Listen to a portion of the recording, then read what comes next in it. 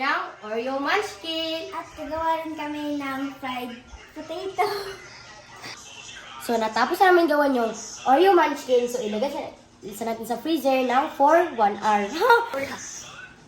Ito, yan, at pati rin to. Ito siya, guys. Pagkatapos nyan is i-roll namin. So, pagkatapos nun, guys, i-roll namin siya. Ito na pala yung fried potato namin na niluluto sa... Ikaw, pinsan, siguro Pinsan. Gusto niyo ba malaman kung paano namin ginawa yung aming pagkain? Nasa huling video. Ito yung potato fries. Potato fries! Potato fries. Fried.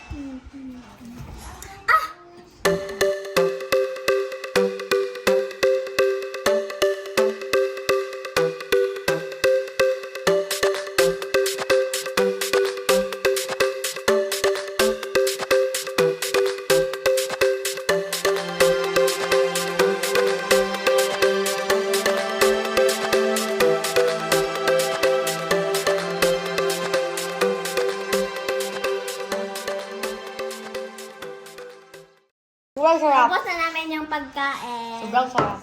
Sobrang sarap. Okay. Sobrang sarap. 10 over 10. So, hello mga fam. Natapos na yung 1 hour. So, kunin na natin sa freezer. Ito siya.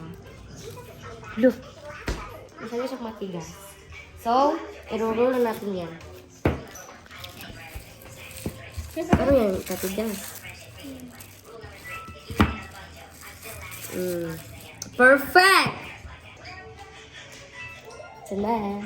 Nilagyan natin ng condensed 4 toppings. Dapat konti lang kasi masyado yung mga Uy, kaya ano mo? Yaw. Ay, ganun. Lagay na.